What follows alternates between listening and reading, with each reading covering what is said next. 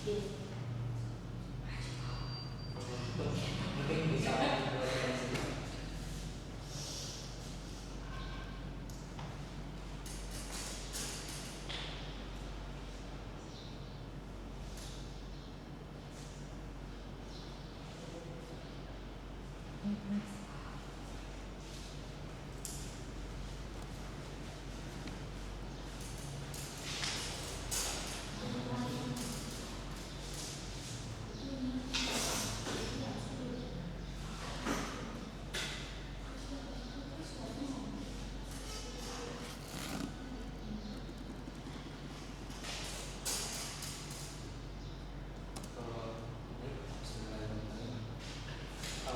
ini saya mau tanya, ini kita mau langsung lanjut ke acaranya atau kita tunggu beberapa menit dulu?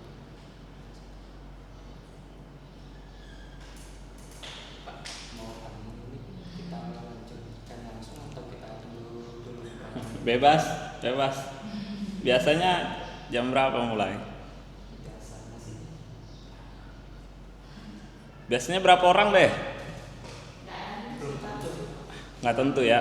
Iya, biasanya sedikit sih. Bisa sih dimulai daripada kesorean Pak. Bismillahirrahmanirrahim. Assalamualaikum warahmatullahi wabarakatuh. Waalaikumsalam. Alhamdulillah, alhamdulillah,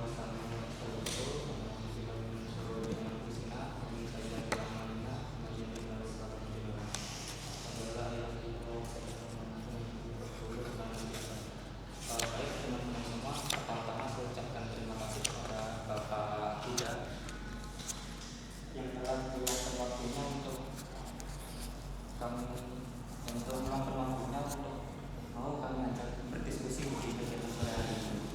Terus yang kedua itu saya ucapkan terima kasih kepada ketua bidang dari RPK Alamdor atau yang mewakili, terus teman-teman semua yang telah meluangkan waktunya untuk hadir di kegiatan kita pada sore hari ini. Baik, di kegiatan sore hari ini kita akan melakukan sebuah bedah buku novel yang berjudul Le Petit Prince, itu dalam bahasa Prancis, atau yang bahasa Indonesia itu Pangeran Cilik.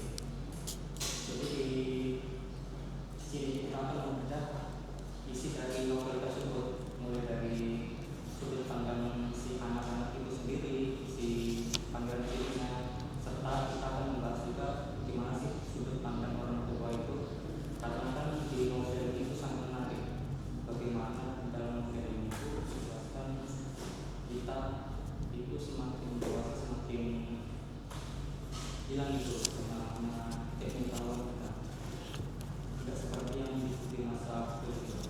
Oke, kita lanjut ke berikutnya. Saya akan perkenalkan pemateri kita pada sore hari ini. Pak Buda itu merupakan salah satu teknik yang ada di Universitas Muhammadiyah Berau. Untuk biografi pendidikannya sendiri itu beliau S1-nya itu lulusan Universitas Brawijaya di Malang, kemudian untuk S2 dan S3-nya itu di Kimia Uni di Jepang. Oke, kita lanjut ke ceritanya. Ini di awal ceritanya itu kita akan langsung membahas biografi si penulis ini, Pangeran Cilik. Jadi di biografi ini yang pertama itu beliau lahir di Lyon, Prancis pada tanggal 29 Juni tahun 1900. Beliau ini merupakan sebuah tentara asal Prancis sekaligus penulis buku. Jadi beliau ini merupakan penulis pada saat era Perang Dunia Kedua itu. Terus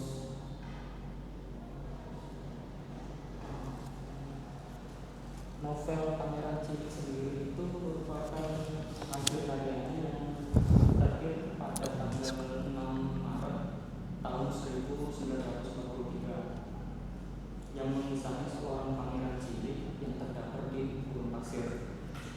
Kita masuk ke bagian prolognya ya. Untuk bagian prolog sendiri itu si penulisnya ini atau yang kita sebut itu namanya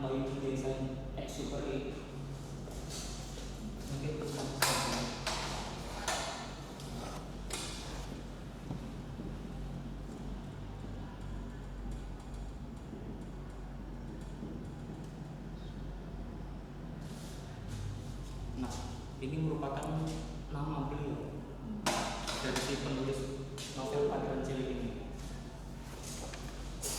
Kita masuk di bagian pertama. Jadi awal mulanya itu si penulis ini dia itu kan melakukan pengintaian gitu di penerbangan.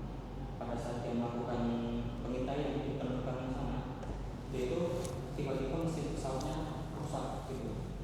Ketika mesin pesawatnya rusak, dia itu jatuh terdampar di Gunung Sahara. Terus pada saat terdampar di Gunung Sahara itu, dia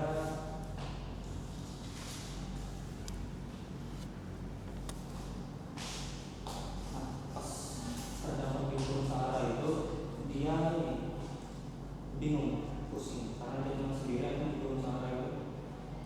Terus dia mencoba untuk perbaiki pesawatnya ini. Ketika dia memperbaiki selama 1 hari penuh itu, dia itu belum mendapatkan hasil yang dia inginkan.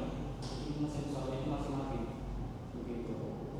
Terus singkat cerita, keesokan harinya dia ketemu sama namanya Pangeran Cilik. Nah, Pangeran Cilik ini itu merupakan salah satu sosok berasal dari luar bumi sana yang dikira si penulis ini berasal dari asteroid mungkin 62.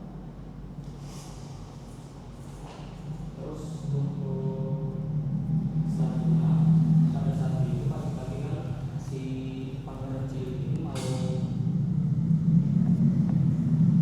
datang tiba-tiba dia minta gambarkan seekor domba gitu ke si penulis ini novel.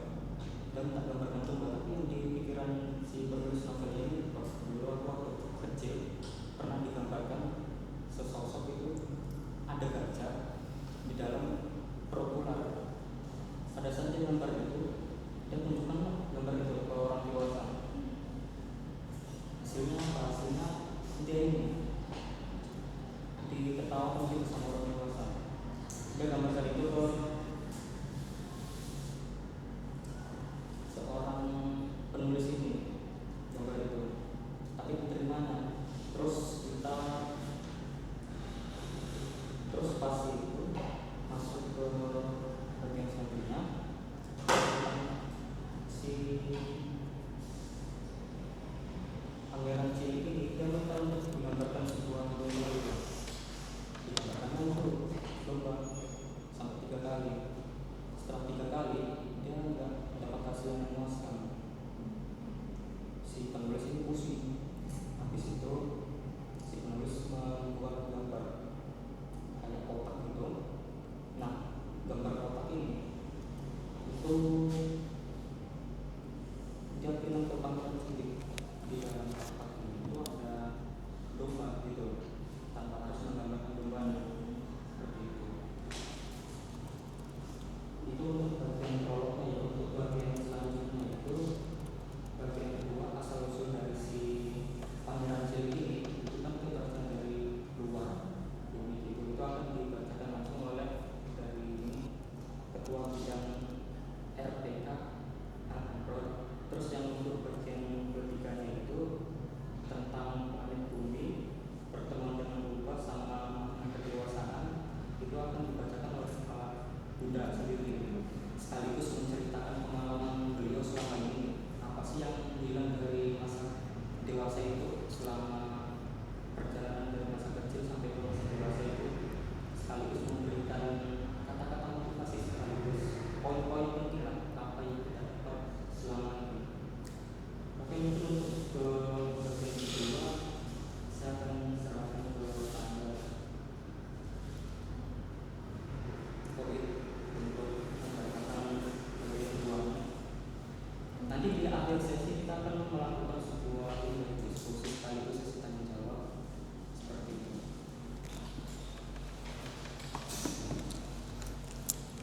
Assalamualaikum warahmatullahi wabarakatuh. Waalaikumsalam warahmatullahi. Mengenai buku Le Petit Prince karya Antoine de Saint-Exupéry, asal Prancis. Di situ ada sebuah pilot yang terdampar di Gunung Sahara dan bertemu dengan seorang pangeran kecil, di mana pangeran kecil ini adalah orang yang jauh dari planet bumi. Dia berasal dari planet B612. Jadi sebelum dia ke bumi, dia sempat menjelajahi beberapa planet. Ada 6 planet yang dijelajahi, di mana di setiap planet itu ada penduduknya satu planet satu orang. Nah, di planet pertama dia bertemu dengan seorang raja yang tua, duduk di takhta megah padahal gak ada rakyat. Dan sifat raja ini, dia mengaku berkuasa atas segala-galanya, dimana padahal perintahnya adalah sebuah perintah-perintah yang absurd, seperti dia ngomong untuk matahari tenggelam atau matahari terbit, padahal itu adalah hal yang sewajarnya untuk biar di bawahnya nggak rusak. Dimana ada satu dialog yang membuat saya notice, dimana ketika pangeran bertanya kepada raja, kerajaan di mana? Raja menjawab, di mana-mana, karena kekuasaan ada di mana-mana. Di sini saya bisa mengambil sebuah pandangan, dimana 9 buat pemimpin yang harus kuasa tapi nggak punya tanggung jawab yang nyata. Kemudian pangeran berkata, orang dewasa itu sangat aneh. Kemudian lanjut ke planet kedua, di mana planet si tukang pamer atau planet ego dan pengakuan. Di planet ini hanya ada satu orang, di mana orang ini hanya pakai topi.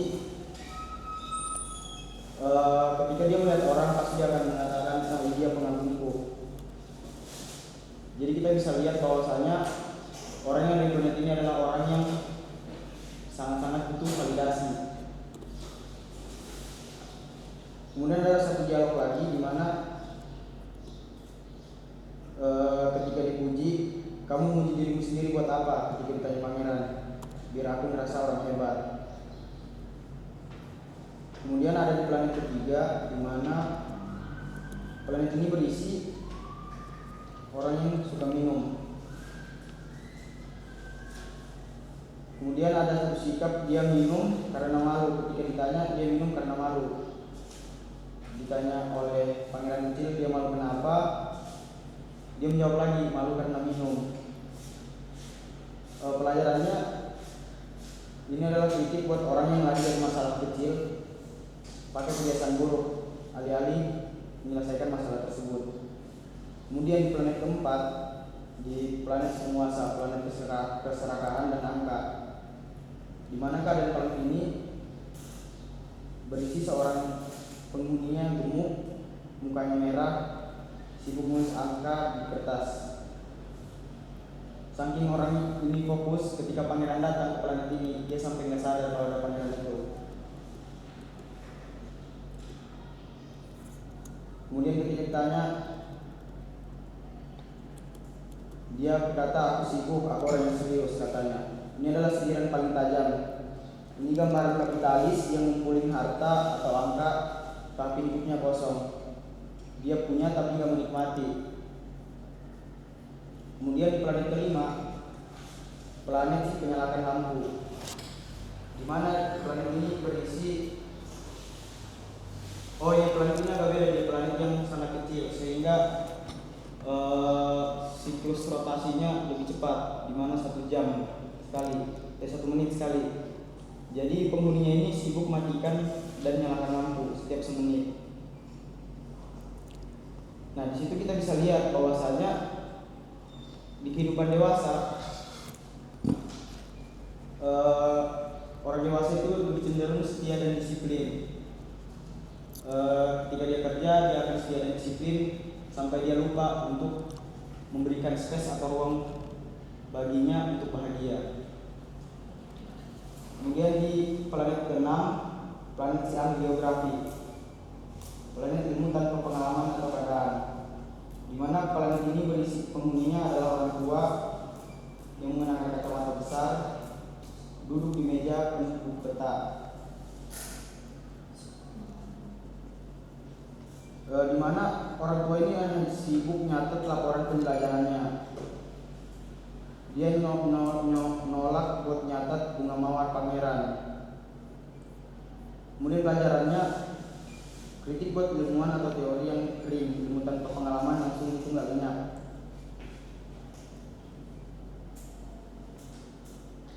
Dari ke-6 planet ini kita bisa mengartikan bahwasanya di 6 planet ini berisi tentang kehidupan orang-orang dewasa. Dan menariknya buku ini, setelah saya baru baca juga buku ini, belum full juga bacanya. Menariknya ini sebenarnya kan ditujukan buat anak-anak, tapi sebenarnya berisi tentang sindiran kepada orang dewasa. Ketika dewasa dia hidupnya yang monoton, tinggal lupa hal-hal kecil yang membuat dia bahagia pada saat dia kecil.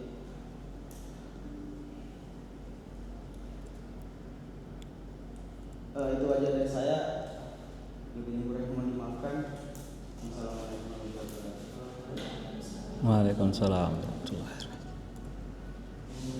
Untuk bagian ketiga itu membahas tentang perjalanan si pangeran kecil itu ke planet bumi, asal usulnya gitu. Terus yang berikutnya lagi, si pangeran kecil ini kan pas di bumi itu kan ketemu sama Rubah. Nah, Rubah mereka mendapatkan sebuah ilmu gitu baru di bumi ini. Kemudian yang terakhir itu makna kedewasaan. Kita akan membahas itu juga nanti di bumi ini. Untuk pembahasannya saya serahkan kepada Pak Buddha.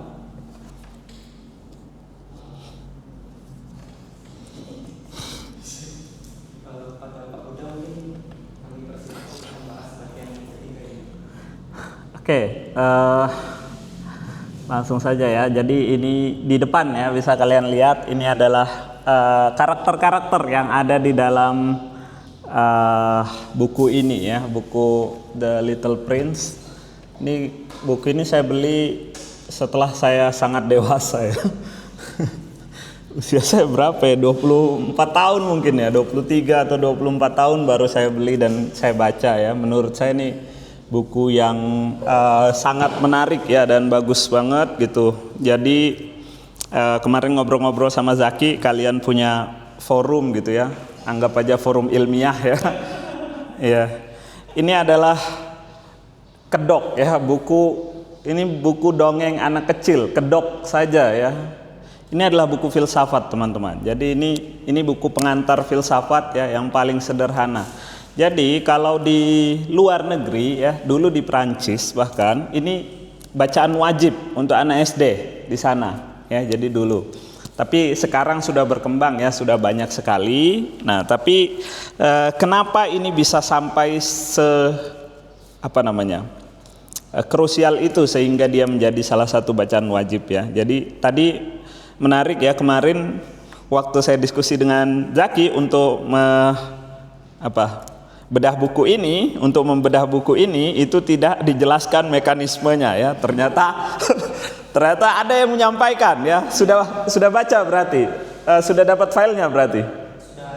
Sudah dapat filenya. Oke, sudah baca sebagian. Koko sudah baca? Sudah lama baca ya. Udah baca? Belum pernah baca? Pertama kali dengar? Oh oke. Ya jadi udah pernah diceritain Koko ya. Oke, alhamdulillah ya. Berarti risalahnya Antoine de Saint-Exupéry ini sudah sampai ya ke kalian semuanya ya. Iya benar kan. Pesan-pesannya ya udah sampai ke kalian ya. Alhamdulillah. Nah jadi buku ini adalah diawali dengan konteks ya atau paradoks pemikiran orang dewasa dan anak kecil ya. Pemikiran orang dewasa dan anak kecil ya. Saya pernah berpikir satu hari sebelum saya membaca buku ini, saya punya adik saya itu sekarang lagi kuliah ya. Jadi beda kami itu berapa ya, 16 tahunan mungkin ya, atau 13 tahunan sedikit. Lupa saya, kelahirannya 2003 ya, 2003. Saya 1992, 11 tahun ya. Beda 11 tahun kami itu. Nah, suatu saat adik saya itu dia menggambar rumah ya. Dia menggambar rumah. Dia gambar. Kalau nggak salah dia tuh SD kelas 2 atau kelas 3. Kemudian saya bilang, ini kenapa rumahnya bengkok-bengkok, nggak bagus gitu menurut saya gitu ya. Bengkok-bengkok, nggak bagus rumahnya. Adik saya bilang, ini rumah yang kena gempa gitu ya. Jadi sebenarnya yang dia gambar benar, yang salah adalah sudut pandang orang dewasa. Jadi anak-anak itu sebenarnya mereka punya imajinasi gitu. Ini rumahnya benar ya. Ini adalah rumah yang kena gempa yang dia gambar ya. Jadi udah benar. Bengkok-bengkok, meleot-meleot gitu ya. Entah dia merencanakannya atau dia mengarang-arang itu ya, tapi dia punya daya imajinasi bahwasanya ini rumah yang benar, ini punya rumah yang gempa gitu ya, terkena gempa. Nah, si Antoine Saint-Exupéry dia menjelaskan perspektif itu dengan sangat baik. Itu di bagian pertama ya, bagian pertama bukunya dia menjelaskan si narator atau karakter utama di dalam buku ini dia menggambar ular boa ya. Jadi dia menggambar ular boa jelek ya. Dikatakan oleh orang dewasa yang digambarnya itu adalah topi ya. Yang digambarnya itu adalah topi karena ini ya bentuknya ya, lihat kayaknya ada deh. Ya, jadi di sini itu digambarkan. Kenapa? Jadi dia menggambarkan mana nih? Introduction. Ini banyak pengantarnya ya, karena komentarinya aja segini ya. Ini sudah penerbitan keberapa ya? Jadi, nah ini. Dia menggambarkan seperti ini. Ini ular boa yang dia gambarkan ya. Ini ular boa dan semua yang dia tanyai mengatakan bahwasanya dia yang digambar itu seperti topi ya, topi. Nah faktanya dia menggambar ular boa yang memakan gajah ya. Jadi ini ya yang dia gambarkan adalah ular boa yang memakan gajah. Nah sejak saat itu dia memahami bahwasanya orang dewasa itu nggak seru gitu ya, nggak punya daya imajinasi bahwasanya hal-hal yang tidak muncul di permukaan itu tidak bisa dibayangkan ya. Nah, untungnya kita tinggal di Indonesia ya. Orang Indonesia itu jenaka ya, jadi penuh imajinasi ya. Jokes kita waktu masih kecil adalah bagaimana memasukkan gajah ke dalam kulkas ya. Caranya bagaimana ya? Saya pernah tanyakan orang Jepang, nggak ada yang tahu ya. Jokes itu belum sampai di sana gitu ya. Saya jelasin, dibuka kulkasnya, masukin gajahnya, ditutup. Bingung dia. Pusing 7 keliling dia mikirin. Saya bilang, siapa yang menentukan size kulkasnya kecil? Saya bilang, tapi kan kulkas kecil. Dia bilang gitu. Ya, jadi mereka masih memikirkan kulkasnya kecil. Hei, gitu dia bilang. Potong-potong dong, masuk. Potong-potong dong gajahnya, dia bilang seperti itu ya. Masuk silakan. Potong-potong dong gajahnya. Jadi mereka itu saking sudah peraturan ya. Sudah peraturan, jadi restricted by the rules gitu ya. Mereka tuh orang dewasa yang sangat dewasa sekali ya, sulit sekali untuk menentang. Kemudian pertanyaan berikutnya apa? Setelah masukin gajah apa lagi? Bagaimana memasukkan apa lagi setelah gajah? Jokes itu loh. Jerapah. Bagaimana memasukkan jerapah setelah itu, ya kan? Iya. Bingung lagi dia. Saya bilang dibuka kulkasnya, dikeluarkan dulu gajahnya. Dia bingung. Tapi yang kedua dia masih lebih bisa menormalisir ya, lebih bisa memahami itu gitu ya. Nah, yang pertama itu dia tidak terima gitu. Ya. Oke, jadi itu ya. Jadi perspektif orang dewasa dan anak-anak itu dimunculkan di awal buku ini. Kemudian tadi sudah disampaikan pengantarnya ya. Pada saat dia ingin menggambarkan domba karena dia takut dijudge ya, bahwasanya dombanya jelek, akhirnya dia bingung-bingung gambar aja kotak ya, digambar aja kotak dan dia jelaskan kalau di dalamnya ada domba ya. Nah, dan anehnya ya, ketika kalau di logikanya dia sebagai orang dewasa, ketika dia menggambarkan kotak kemudian dia sodorkan itu, ya, dia berharap akan ada argumen bantahan, ya. Tetapi si pangeran kecil menganggap itu gambar yang benar. Gambar yang benar. Kenapa? Karena ketika pangeran kecil melihat itu, dia langsung bisa membayangkan di dalamnya ada domba. Sehingga yang tadinya dia ekspektasinya ini bakal ditolak, baru aku jelasin, dia bilang gitu kan. Tidak ditolak sama sekali, si pangeran kecil langsung bisa membayangkan di dalam kotak tersebut ada domba, ya. Itu perspektif anak kecil banget, ya. Anak kecil tuh kalau kalian kasih ini loh gambar ikan gitu, kalian gambar kotak gitu, maka dia bisa membayangkan itu adalah akuarium yang di dalamnya ada ikannya gitu, atau something gitu, ya, yang pasti ada ikan. Oke, itu pertama, ya. Tapi buku ini tuh banyak banget, ya. Tadi ada berbagai karakter, ya, di dalamnya, ya. Sudah dijelasin. Siapa namamu? Lupa sih. Fadel, ya, Fadel. Nggak nyangka saya ada anak teknik. Sendirian kamu, Fadel? Jarang, ya. Anak teknik cuma satu. Oh, Jaki kah? Kalau Jaki nggak heran saya. Oke, ada banyak karakter, ya. Ada tadi udah dijelasin, ada pemabuk, ada pengusaha dan lain-lain, ya. Jadi ini dia menjelaskan sifat dua, ya. Yang pertama adalah sifat orang dewasa, yang kedua adalah sifat modernitas, ya. Jadi hal-hal yang modern. Nah, tadi ada raja, ya. Raja yang dia sangat berkuasa, ya, sehingga dia itu memerintahkan matahari untuk terbit gitu, ya. Kemudian mataharinya akan terbit gitu, ya, keluar gitu, ya. Tapi dia cuma mau memerintah di jam-jam di mana matahari akan terbit, ya. Iya.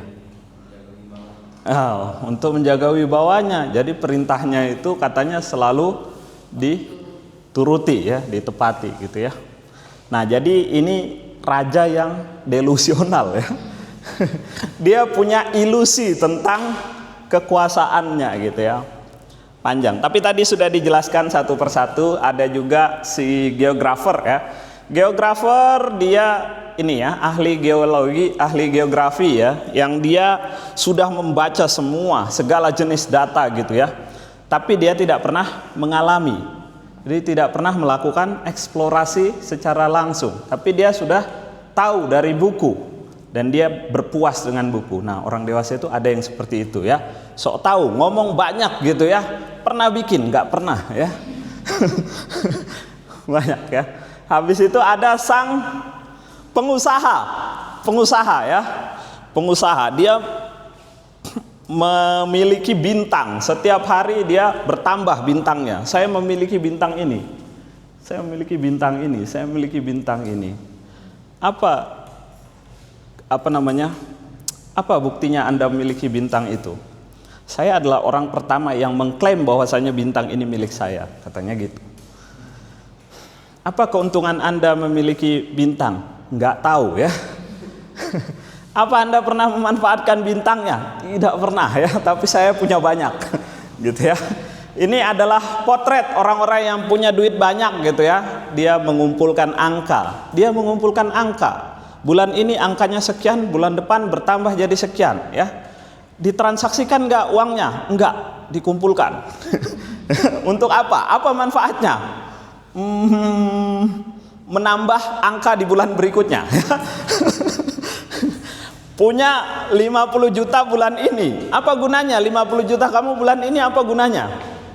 Untuk menambah 20 juta yang akan saya dapatkan bulan depan. Sehingga nilainya jadi 70 juta. Jadi dia cuman bisa menjumlahkan. Dia nggak tahu mau diapain lagi, ya. Bulan depan dia mau beli apa itu. Ini beda dengan menabung, ya. Kalau menabung tuh kan ada targetnya, mau dibelikan apa, mau dimanfaatkan apa. Nah, di poin yang sama dia menjelaskan tentang bagaimana modernitas bekerja gitu ya. Jadi kalau kita menjelaskan kepada orang dewasa tentang rumah yang bagus, ya ada sebuah rumah dibuat atau dibangun menggunakan batu bata merah, dibangun dengan antik, dengan bagus, ya. Di mata orang dewasa itu tidak ada maknanya kecuali kalian menyebutkan harganya, ya. Harganya, ya. Nggak percaya? Tanya orang tua kalian, ya. Definisi rumah bagus itu yang seperti apa, ya? Pasti yang luas, mahal. Orang dewasa terbiasa, ya, sudah menjadi rutinitas mereka untuk berhitung ya, sehingga yang dipikirkan hanyalah angka, luasnya berapa, harganya berapa, luasnya berapa, harganya berapa, tingginya berapa, lebarnya berapa. Mereka tidak pernah mikirin, ya, hal-hal yang di luar itu, ya, atau jarang sekali orang dewasa yang mikirin hal-hal di luar itu, ya. 2015 saya belajar bahasa Jepang. Waktu itu saya sudah menginjakan kaki di Jepang, belajar ke sensei. Sensei nanya, rumah kamu di Indonesia bagaimana? Bagus atau tidak? Biasa aja sensei, nggak bagus-bagus amat. Menurutmu rumah yang bagus itu rumah yang luas atau rumah yang kecil? Oh, tentu saja yang luas, ya kan? Tentu saja yang luas. To my surprise gitu ya, saya kaget-kaget, sensei bilang rumah idaman saya itu rumah yang kecil katanya. Ada di sini yang rumah idamannya rumah kecil ada? Nggak ada, pengen luas semua, pengen luas. Ya, kamu tahu kalau rumahmu luas nyapunya lama, kamu tahu itu ngerawatnya susah. Misal kamarmu itu luasnya kayak gini ya, kayak kelas ini ya. Ya, anggap ya terwujud mimpi kalian ya, punya rumah mewah ya. Kamarnya segini ya kan? Kamarnya segini atau rumahnya seluas kampus ini ya. Boleh. boleh. Namanya juga bermimpi ya. Bebas, los. Oke, misal kamar segini. Oke, kamar segini ya. Oke. Berapa lama nyapunya? Kira-kira. Lama nggak kira-kira? Lama ya, lumayan. Tapi nggak apa-apa, saya tahan nyapu. Saya suka hobi nyapu gitu ya. Hobi nyapu.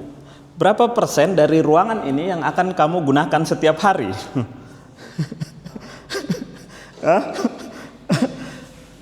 Ya, dari pintu masuk ke ranjang sama meja belajar sudah. Itu sisa ruangnya itu adalah beban yang harus kamu sapu dan tidak akan pernah kamu gunakan gitu ya. Ya, jadi sampai hari saya alhamdulillah sudah punya rumah ya. Saya bangun rumah di sisi kadang-kadang malam-malam saya bangun dari tidur saya bangun, saya bikin kopi, saya ke pojokan rumah saya duduk minum kopi. Kenapa? Biar nggak sia-sia saya bikin space itu. Ini ada harganya di pojokan ini. Ini sekian juta saya beli, masa nggak pernah saya dudukin di situ ya. Iya. Nah, jadi benar waktu sensei itu bilang bahwasanya rumah yang sempit itu gampang bersihinnya, baru kepala saya terbuka, Bu. Ya juga ya. Ngapain saya bermimpi punya rumah besar, karena saya orangnya nggak rapi, saya nggak tahan untuk bersih-bersih ya.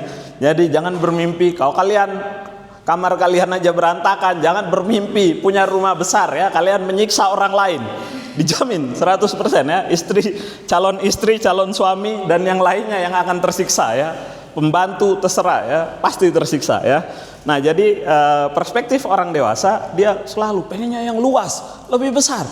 Lebih banyak lagi, angkanya lebih banyak lagi. Ya, sekian lipat ya. Itu tidak terjadi pada anak-anak ya.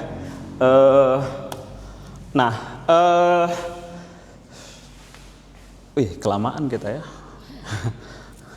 Nggak apa-apa ini ya. Ini kebanyakan saya nyampaikan nanti ya. Ya, ini kita lanjutkan salah satu cerita yang sebenarnya ingin saya sampaikan ya. Karena ini banyak sekali ceritanya ya. Tiap planet dia ada cerita khusus. Karakternya juga unik-unik ya, karakter orang dewasa.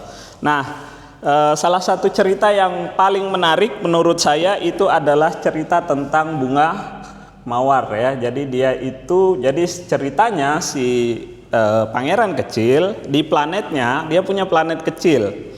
Nah, yang pertama di planet kecil ini ada tumbuhan ya, pohon yang kalau dia tunasnya itu tidak dibersihkan, maka akar dari si pohon ini akan menghancurkan planetnya karena dia akan masuk ke tanah dan membelah planetnya, kan gitu. Jadi setiap hari dia harus membersihkan planet ini ya. Ini berbicara kepada anak kecil, dia berbicara mengenai tanggung jawab ya.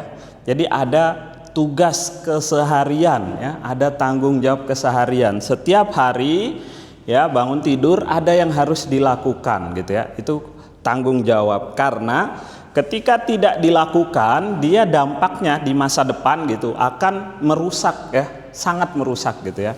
Itu yang pertama. Jadi nama tanamannya baobab kalau nggak salah ya. Nanti dibaca lagi ya. Oke, yang kedua adalah adanya mawar ya. Jadi si pangeran kecil dia merawat bunga mawar yang sangat langka ya. Bunga mawar yang cuman ada satu-satunya ya di planetnya dia itu. Nah, si bunga mawar ini agak apa ya? Kalau di perangainya itu atau sifatnya itu agak-agak apa ya? Ibaratnya pemarah gitu ya. Kemudian ya angkuh lah ya, angkuh dan pemarah gitu ya. Jadi dan si bunga mawar ini ingin dia punya duri. Nah, duri-durinya itu harus dirawat begitu kan. Nah, duri-durinya ini tidak boleh kena angin dan lain-lain. Tapi dia bilang kalau durinya ini bisa mengalahkan harimau. Ya, durinya ini bisa mencegah atau mengalahkan harimau begitu. Nah, itu sebenarnya gambaran bahwasanya kadang-kadang ya itu nggak masuk akal gitu. Jadi ada keangkuhan yang berlebihan. Dia kena angin aja takut, tapi ngomongnya bisa ngalahin harimau. Tahu kan harimau itu kayak apa gitu ya.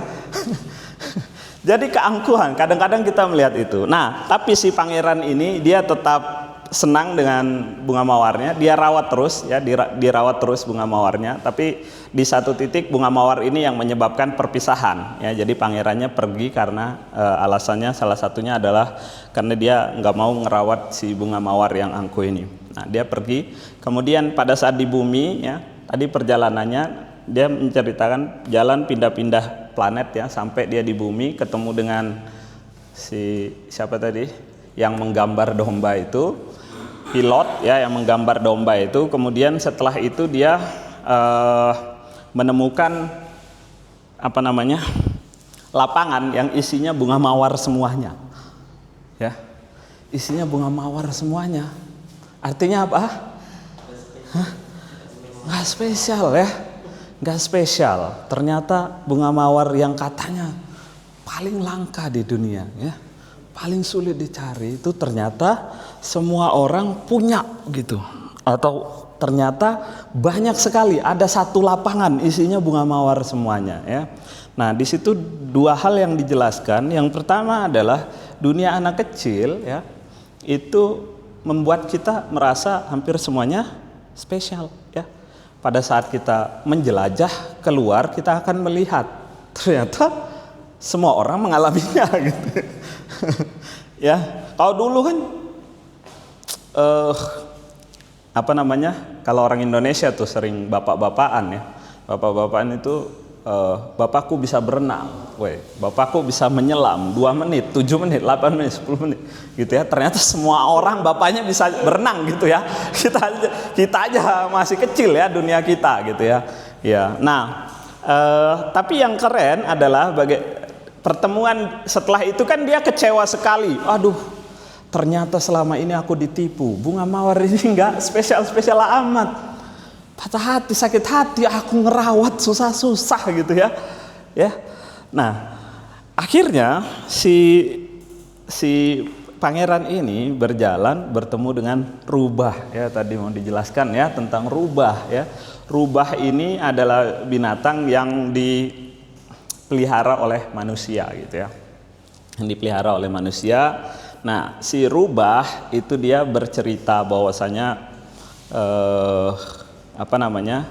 menurut si rubah mawarnya itu tetap spesial ya. Mawar yang kamu punya di planetmu sana itu tetap spesial. Kenapa? Karena dia adalah satu-satunya mawar yang kamu rawat. Dari yang di lapangan itu nggak ada maknanya, karena ada satu yang kamu rawat, kamu habiskan waktu bersamanya, ya kan? Kamu tumbuh bersamanya, kamu habiskan waktu bersamanya. Kamu merasa ada yang hilang dari harimu kalau tidak melihat dia, ya. Jadi dia adalah mawar, tetap menjadi mawar yang paling spesial. Dia tetap menjadi mawar yang satu-satunya di dunia. Ya, kenapa? Karena sentuhan personal tadi ya.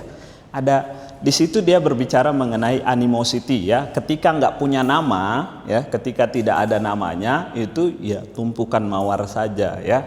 Ya, samalah kalian di kampus ini ya kan. Ada banyak sekali mahasiswa, ada banyak sekali mahasiswi. Kalau kalian nggak kenal namanya, kalian nggak akan peduli sama dia. Ya.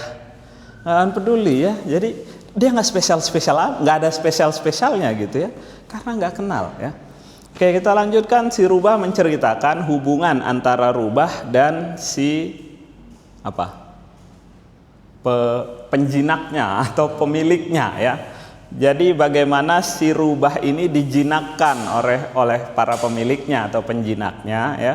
Bahwasanya interaksi mereka yang keseharian itu ya, di mana penjinaknya itu memberikan makanan, kemudian penjinaknya itu mengajak dia jalan-jalan, itu menyebabkan attachment atau keterikatan antara si rubah dan penjinak. Si rubah menganggap penjinaknya adalah satu-satunya di dunia, dan si pemiliknya atau penjinaknya menganggap rubah ini adalah rubah spesial karena rubah inilah yang aku rawat. Ada banyak sekali rubah di hutan sana, tapi cuma satu ini yang paling spesial ya. Ini unik sekali ya. Tapi di dalam kalau kita ingin berbicara mengenai filsafat dan manusia ya, ini terjelaskan dengan baik. Di Manado orang itu makan anjing ya. Iya. Padahal mereka pelihara anjing ya. Mereka pelihara anjing. Jadi mereka itu punya, tapi apakah anjingnya itu yang dimakan? Enggak, anjing lain yang dia makan, ya kan? Nah, itulah. Jadi mereka tega-tega aja gitu, karena tidak ada keterikatan batin sama sekali gitu ya. Nah, yang menarik, si rubah juga menjelaskan kalau ketika dia sudah terikat kepada satu yang menjinakkan dia, melihat lapangan melihat padang gandum ya. Padang gandum ya. Itu si rubahnya akan menjaga padang gandum tersebut. Padahal rubah ini tidak punya kepentingan dengan gandum. Dia nggak makan roti, dia nggak makan gandum ya. Dia tidak memanfaatkan apapun dari gandum, tapi dia rela atau mau menjaga.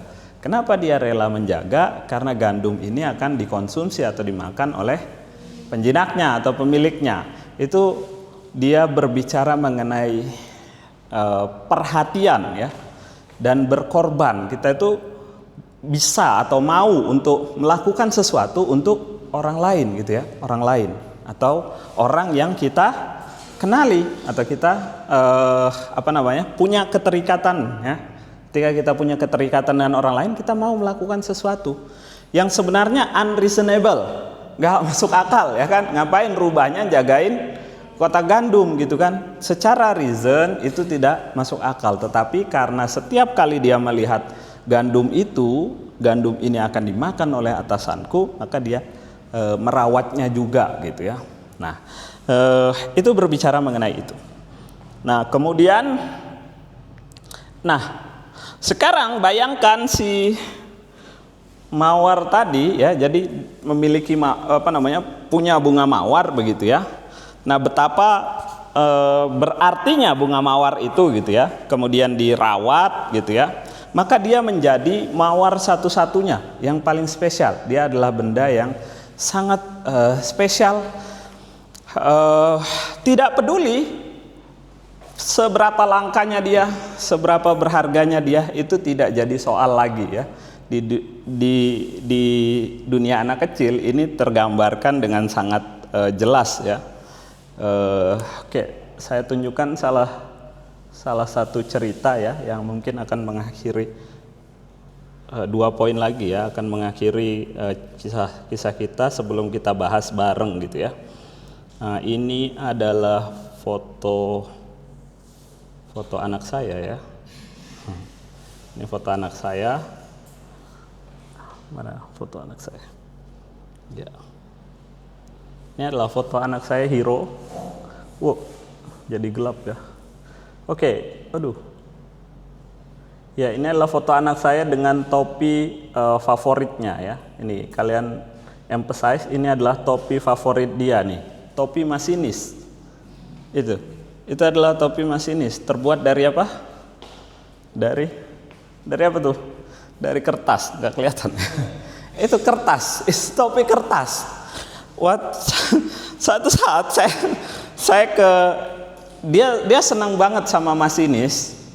Suatu hari saya pergi ke Eki ke stasiun, ada pembagian itu kertas kayak origami gitu loh, dilipat-lipat terus jadi kayak topi gitu. Nah, dibagiin secara gratis. Saya ambil, saya bawa pulang. Saya bilang ke dia, nanti kalau waktu itu dia lagi rewel banget, terus saya bilang nanti kalau mau kalau behave, kalau dia berlaku baik gitu ya, kok diem terus behave lah ya, di behave tuh apa ya, diem aja gitu ya. Kalau dia baik, bagus perilakunya, nanti pulang ke rumah saya kasih kejutan. Nah, karena saya dapat gratisan kan. Pulang saya kasih ya, senang luar biasa. Dia yang sudah ngantuk itu bangun lagi melek ya, senang luar biasa dia. Dipakai topinya ya. Iya, ini topinya ya. Ini topi. Nah, ini topinya dia bersama saya. Saya bikin juga topi saya ya, versi saya ya, kira-kira. Dicetak, diciplak topinya. Saya bikin. Nah, sampai kemarin terakhir saya telepon itu, ini masih jadi topi favoritnya.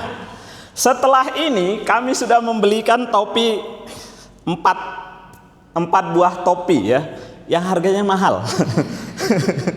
Dia yang dipakainya tiap hari adalah topi masinis, yang sekarang itu sudah diselotip di mana-mana ya. Diselotip, sudah sobek karena dibawa tidur apa segala macam ya. Jadi menurut dia ini adalah topi terbaiknya dia ya. Walaupun kami sudah belikan yang lebih bagus, lebih baru, lebih bagus ya, dari kain ya, nggak rusak dan lain-lain ya. It meaningless for them gitu ya. Jadi mereka itu tidak pernah peduli dengan seberapa baru, seberapa bagus, seberapa baru, seberapa apalagi ya, mahal ya. Ya mereka nggak peduli ya. Kalau mereka suka ya mereka suka ya. Jadi mereka peduli pada perasaannya ya kan. Mereka tuh dia nggak peduli dengan orang lain ya. Nggak peduli. Tetangganya bilang itu plastik itu, wah sudah sobek itu ya. Ibunya sendiri bilang ini sudah sobek. Nah, like I care gitu ya. Saya nggak peduli kata anak saya ya. Tetap dia nyari si topi ini gitu ya. Jadi sampai sekarang diselotipin ya topi ini. Nah ini sama ya. Jadi cara dia memandang dunia ya, cara anak kecil memandang dunia itu luar biasa unik ya, luar biasa unik. Dan ya itu tadi, dia tidak memandangnya secara material, secara angka-angka, secara kualitas dan lain-lain. Mereka nggak peduli. Kalau mereka suka ya mereka suka ya. Nggak ada ya kompromi, nggak ada kompensasi ya. Nah itu yang oke. Kemudian dari keseluruhan ya, dari cerita mawar ya, cerita topi dan cerita mawar ya, cerita tentang mawar tadi yang dia rawat dan besarkan ya. Sekarang bayangkan ya, sebenarnya ini materi ini saya buatkan untuk Jaki ya. Iya. Dan teman-teman bisa ambil ya di sini. Organisasi apa? IMM ya? IMM. IMM aja atau ada? IMM aja. Oke, IMM. Ya. Sekarang bayangkan mawar itu adalah IMM begitu ya. Iya. Jadi dia bisa bermakna, ya kan? Dia bisa bermakna kalau kalian menyumbangkan pikiran kalian, menyumbangkan tenaga kalian kepada IMM ini. Maka dia jadi berharga waktu kalian nanti sudah mau lulus atau kalian sudah jauh dari IMM, itu jadi berharga dia. Kenapa? Kalian sudah sumbangkan sesuatu gitu. Ya. Jangan cuma dapat kartu anggota gitu ya, udah keliling gitu ya. Nggak ada maknanya. Nggak, itu kayak si bintang tadi, siapa? Si pengusaha yang bilang kalau dia punya bintang, ya kan? Dia punya bintang. Kamu pernah apain bintangnya? Nggak pernah. Saya pernah hitung. Punya kartu IMM, dibawa kemana-mana. Pernah ikut kegiatannya? Nggak pernah. Pernah ikut baksos, bakti sosial dengan IMM? Nggak pernah. Pernah ikut diskusi? Nggak pernah. Tapi saya punya kartunya. Selain IMM, saya punya juga kartu UMB, saya punya kartu juga. Kartu aja ya. Iya. Ada nggak orang kayak gitu? Hah? Ada, banyak ya, banyak orangnya tidak pernah menyumbangkan pikirannya, datang pada saat rame-ramean doang ya, datang pada saat rame-ramean doang. Nah percayalah cara dia memandang IMM itu tidak sama dengan cara kalian memandang IMM. Maka kalian menempatkan IMM, wah ini sangat berharga buat saya gitu, sangat bagus buat saya gitu ya. Nah, tentu saja ketika kalian keluar nanti, wah ada organisasi yang jauh lebih bagus ternyata dari IMM begitu ya. Itu yang saya alami gitu kan. Iya, ada organisasi yang jauh lebih bagus. Tapi karena kalian beraktivitasnya dengan IMM, bagaimana kedekatan kalian dengan IMM itu? Kalian nggak akan boasting atau kalian boasting gitu ya. Kalian menyombongkan gitu ya. Misalkan kalian nanti S2-nya di mana yang terkenal, di Harvard misalkan ya, di Harvard di sana ada organisasi apa IMM. Kok IMM lagi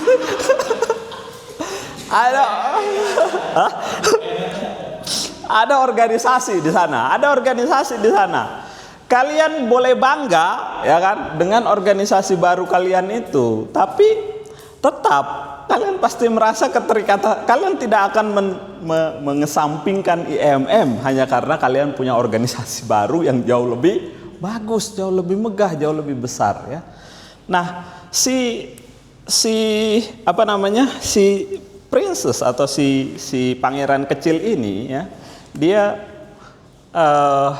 merawat mawar itu, kemudian dia mencoba membandingkannya dengan mawar lain, dan dia merasa kerdil gitu, merasa kecil, yang kurawat ternyata nggak langka, nggak sama seperti yang kubayangkan waktu aku merawatnya begitu ya. Nah, kalian juga pasti akan merasakan itu gitu ya. Wah ternyata yang dikerjakan IMM itu ternyata kecil-kecil gitu ya. Nah, tapi percayalah beda ya. Hal-hal kecil yang kalian alami di IMM ya, dibandingkan dengan nanti yang sudah megah itu, nggak ada maknanya gitu ya. Kenapa? Karena dari kecil aku rawat ini IMM. Dia menjadi agen of change in Berau gitu ya. Jadi agen perubahan di Berau gitu ya. Karena adanya sumbangsi pikiran kalian. Maka jadilah pangeran kecil yang dia merawat si mawar itu gitu. Dia menuangkan isi pikirannya sehingga nanti suatu saat ya kalian berbangga kalau pakai lambang logo baju IMM gitu ya. Jangan cuma modal kartu anggota, bayar berapa Ki? Nggak bayar kalau IMM. Ada logo, kartu anggotanya ada. Ada ya, dibawa kemana-mana gitu kan, ditunjukkan. Saya anggota, tapi pernah ikut kajian? Nggak pernah. Pernah ikut ngumpul? Nggak pernah gitu ya. Baksos? Nggak pernah. Nah, itu berbeda ya, akan berbeda ya, pun sama ya kalian di UM Berau gitu ya. Kalian nanti ketemu dengan orang-orang dari kampus besar ya, kampus yang bagus-bagus di luar sana. Jangan berkecil hati. Orang kalian rawat gitu kan. Nah beda ceritanya kalau kalian nggak ngapa-ngapain di kampusnya ya kan. Kalau kalian nggak punya sumbangsi sama sekali, orang di sana cerita IPB begini, kami punya MBG. Sekarang kami punya MBG, IPB gitu kan, misalkan, atau kampus lain, Brawijaya dan lain-lain. Ya diceritakan mereka ceritakan dengan megahnya. Kalian masih bisa, loh, kampus saya kecil, tapi saya kerja ini loh di kampus kami, saya bikin ini loh di kampus kami, nggak kalah keren, ya kan?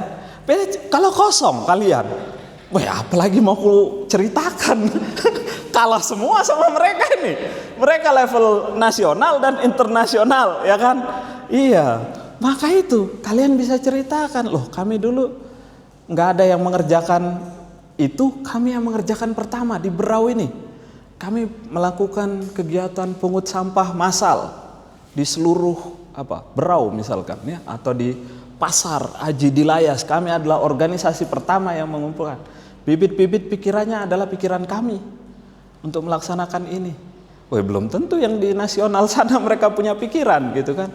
Kalau toh mereka, kami juga melakukan yang sama, tapi kami lakukan di pasar Aji di Layas. Kalian kan enggak.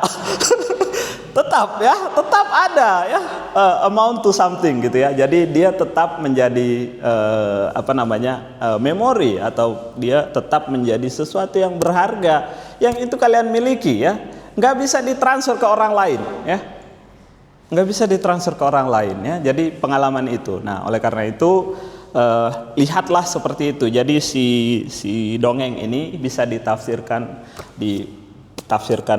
ke banyak hal gitu ya, ke banyak hal. Nah, yang saya lihat itu seperti itu. Jadi yang sekarang kalian beraktivitas di IMM, anggaplah itu sebagai bunga mawar tadi ya. Kita tahu di luar sana ada organisasi, atau IMM ini adalah organisasi yang biasa aja, banyak juga di luar sana gitu ya.